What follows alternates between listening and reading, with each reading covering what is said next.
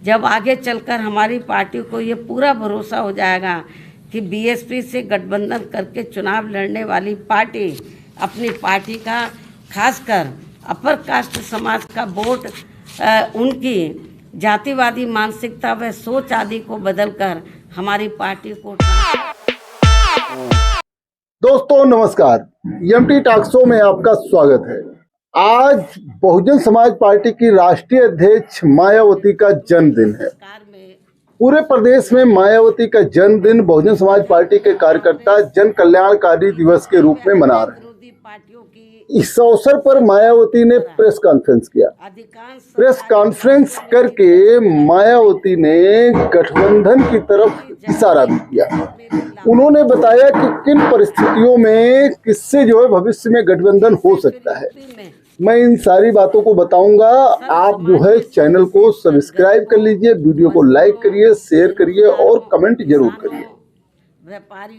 Bahujan Samaj party की अध्यक्ष पूर्व मुख्यमंत्री मायावती ने लखनऊ में अपने जन्म दिवस के अवसर पर जो है प्रेस कॉन्फ्रेंस किया और प्रेस कॉन्फ्रेंस करके उन्होंने बताया कि 4 बार रही बहुजन समाज पार्टी की सरकार ने जो कार्य किए उन्हीं कार्यों को केंद्र सरकार और राज्य सरकार नाम बदल करके और उन्हीं सब योजनाओं को लागू कर रही है, लेकिन उनको इसका फायदा नहीं मिलने वाला है। मायावती ने याद दिलाया कि बहुजन समाज पार्टी की जब सरकार थी तो कहीं दंगे नहीं होते थे और जो है किसी धार्मिक स्थल पर हमला नहीं होता था, लेकिन आज की तारीख में जो है जब बहन जी की सरकार नहीं रही, समाजवादी पार्टी की सरकार रही या भारतीय जनता पार्टी की सरकार रही, तो प्रदेश में जो है वो सामाजिक तनाव का जो है बोलबाला रहा। यहाँ तक कि उन्होंने समाजवादी पार्टी पर हमला करते हुए कहा कि समाजवादी पार्टी की सरकार में गुंडे और माफियाओं की सरकार रही है, गुंडे और माफियाओं की चलती थी। और उन्होंने याद दिलाया कि जो है समाजवादी पार्टी की सरकार में किसी एक समाज को ही ज्यादा फायदा होता था। मायावती ने भाजपा सरकार पर भी हमला बोला। साथ में बहन जी ने जो है वो गठबंधन को लेकर जो है अपनी तस्वीर साफ कर दी। इसके पहले मैं बताऊं कि मायावती ने अपने जन्म दिवस के अवसर पर 2027 विधानसभा में जो है क्या समीकरण हो सकता है उसको लेकर के जो है सभी वर्गों की बात की। अभी हाल ही में भारतीय जनता पार्टी के ब्राह्मण समाज के विधायकों की एक बैठक हुई थी, उस पर भी उन्होंने कहा कि ब्राह्मण समाज जो है वो भारतीय जनता पार्टी में उपेक्षित महसूस कर रहा है, जबकि जब उनकी सरकार थी तो उनको ब्राह्मण समाज के लोगों को सम्मान भी दिया गया था और आगे भी ब्राह्मण समाज का लोग जो है वो बहुजन समाज पार्टी को वोट करेंगे और बहुजन समाज पार्टी की 2027 में पूर्ण बहुमत की सरकार बनेगी और ब्राह्मण समाज के लोगों को भी जो है सम्मान मिलेगा।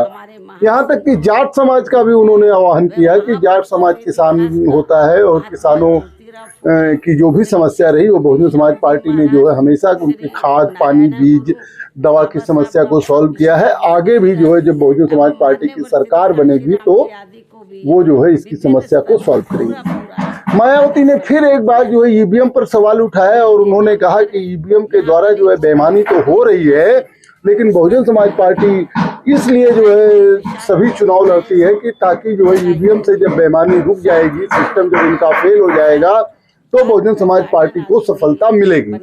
उन्होंने उम्मीद जताई कि जिस तरीके से ईवीएम के खिलाफ आवाज उठ रही है, हो सकता है भविष्य में बैलेट पेपर से चुनाव हो और न्यायालय में भी मामले हैं, तो हो सकता है कि देश से ईवीएम बंद हो और बैलेट पेपर से चुनाव हो, जिससे जो है बहुजन समाज पार्टी को सफलता मिले। मायावती ने अपने जन्म दिवस के अवसर पर यह भी जो है बताया है कि बहुजन समाज पार्टी को कमजोर करने के लिए तमाम जातिवादी पार्टियां लगी हुई हैं और वो जो है तरह तरह के हथकंडे जिसमें साम दाम दंड भेद सब अपना करके जो है बहुजन समाज पार्टी को कमजोर करना चाहती है। मायावती ने यह भी कहा कि बहुजन समाज पार्टी के कार्यकाल में कभी जो है भेदभाव नहीं होता था और निष्पक्ष लोगों को जो है नौकरियां मिलती थी। जो आगामी चुनाव में जब विधानसभा का चुनाव होगा, बसपा को जब पूर्ण बहुमत मिलेगी तो जो है बहुजन समाज पार्टी सबके साथ न्याय करेगी और किसी के साथ कोई भेदभाव नहीं किया जाएगा। अब मैं बात करता हूं गठबंधन की। मायावती ने गठबंधन पर क्या बोला और उन्होंने क्या इशारा किया है। मायावती ने पहले ही ये बातें बताई कि जो है बहुजन समाज पार्टी जब किसी से गठबंधन करती है तो बहुजन समाज पार्टी का जो दलित वोट है वो उनकी तरफ तो ट्रांसफर हो जाता है जिससे गठबंधन किया जाता है, लेकिन गठबंधन जिस पार्टी से किया जाता है उस पार्टी का वोट जो है वो बसपा प्रत्याशियों को नहीं मिलता है, जिससे गठबंधन की हुई पार्टी को तो फायदा हो जाता है, बहुजन समाज पार्टी को फायदा नहीं होता है और उसका जो है वोट घट जाता है। इसलिए मायावती ने यह ऐलान किया अपने जन्म दिवस के अवसर पर कि वो कोई भी चुनाव देश में हो, चाहे विधानसभा का हो, चाहे लोकसभा का हो, चाहे नगर निकाय का हो, चाहे नगर पंचायत का हो, वो अकेले चुनाव लड़ेंगे। लेकिन इसके साथ साथ मायावती ने एक बहुत बड़ा इशारा किया है। वो बहुत बड़ा इशारा क्या है उसको आपको जानना जरूरी है और इसी में छिपा हुआ है 2027 को लेकर भी गठबंधन। मायावती ने कहा कि जब बहुजन समाज पार्टी को यह एहसास हो जाएगा कि गठबंधन करने वाली पार्टियों का वोट बसपा प्रत्याशियों को ट्रांसफर हो सकता है, तब जो है बहुजन समाज पार्टी जो है वो गठबंधन पर विचार करेगी। जब आगे चलकर हमारी पार्टी को ये पूरा भरोसा हो जाएगा कि बीएसपी से गठबंधन करके चुनाव लड़ने वाली पार्टी अपनी पार्टी का खासकर अपर कास्ट समाज का वोट उनकी जातिवादी मानसिकता व सोच आदि को बदलकर हमारी पार्टी को ट्रांसफर करा सकती है, तब फिर उस समय गठबंधन करके चुनाव लड़ने को लेकर जरूर सकारात्मक निर्णय लिया जा सकता है। खास तौर से सामान्य वर्ग को, अपर कास्ट को संबोधित करते हुए उन्होंने कहा कि अपर कास्ट जो है वो बहुजन समाज पार्टी के साथ सुरक्षित था। जब बहुजन समाज पार्टी को ये लगेगा कि अपर कास्ट का वोट जो है वो बसपा के साथ ट्रांसफर हो जाएगा, तब जो है वो गठबंधन कर सकती हैं।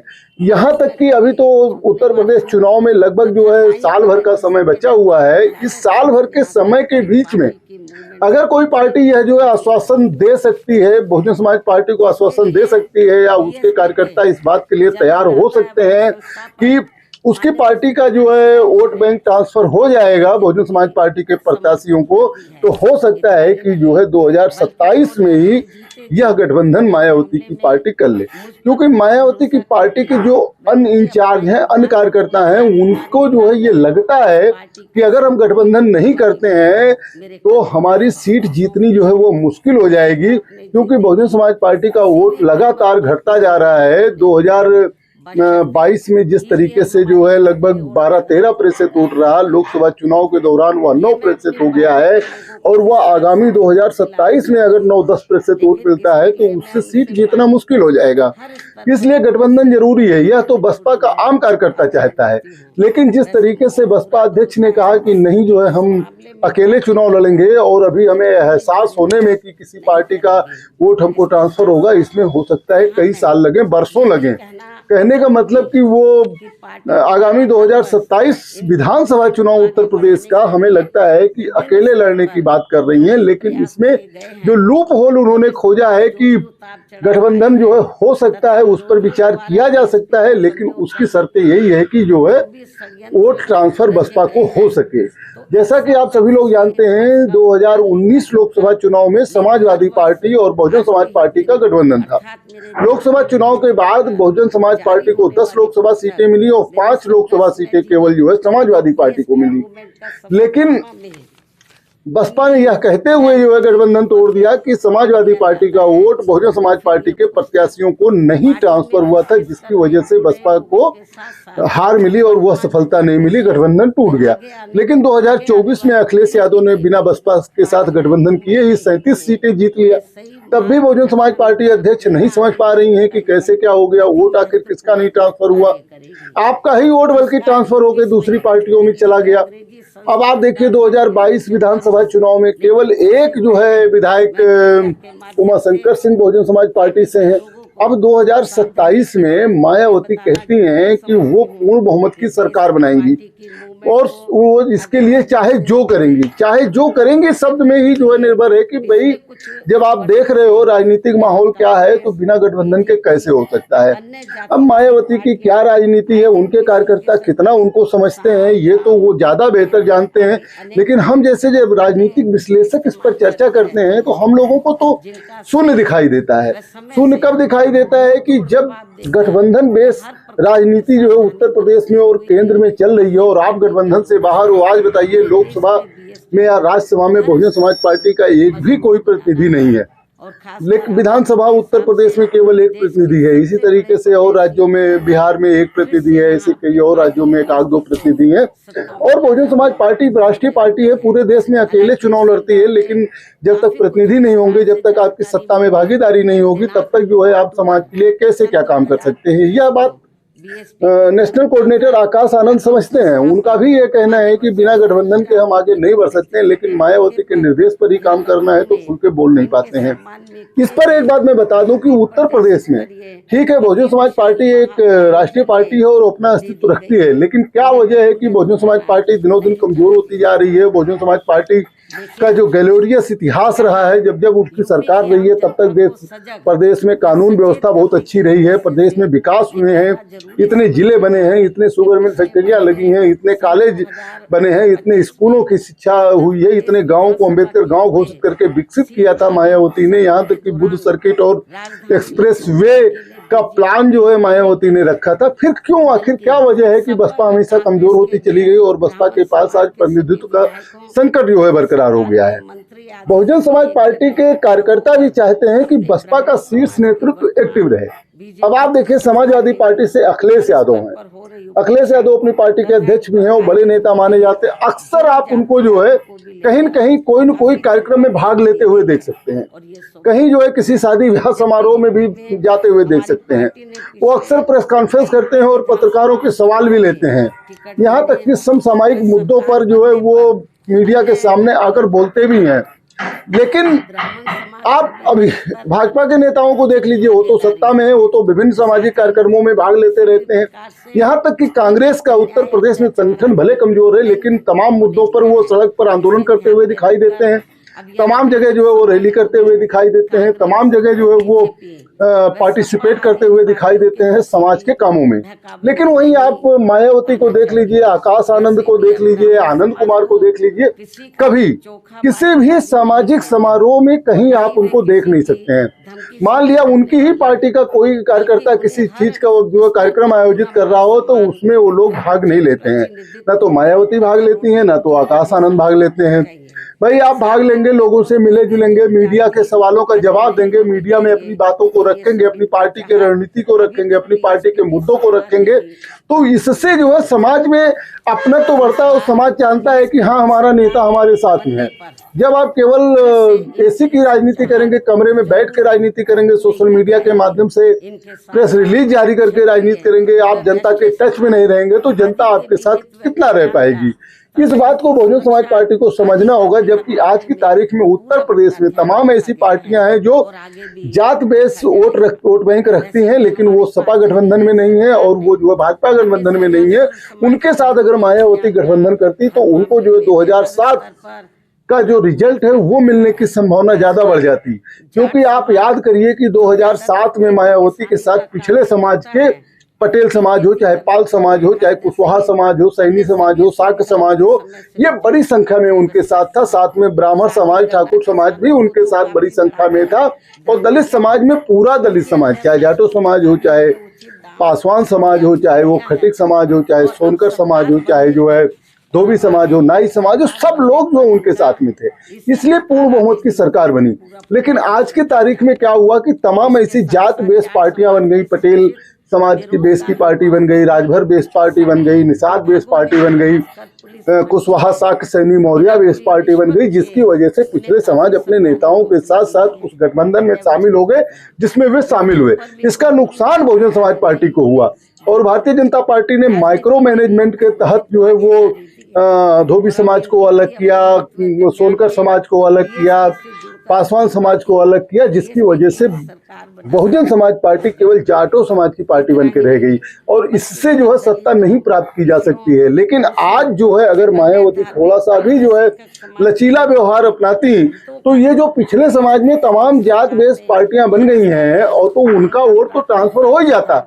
इसलिए हो जाता कि उनका वोट पहले बहुजन समाज पार्टी में ही था, आज बहुजन समाज पार्टी से अलग है। लेकिन अगर उनका नेता जो है बसपा से गठबंधन करता तो वो वोट उनके साथ लौट सकता था। यह साइकोलॉजी, यह मनोविज्ञान, यह रणनीति जो है कोई बसपा अध्यक्ष को समझा नहीं पा रहा है या समझाने की कोशिश कोई करना नहीं चाहता, क्योंकि सबको अपनी सीट प्यारी है। कब बसपा अध्यक्ष किसको निकाल दें इसको कोई नहीं जानता है।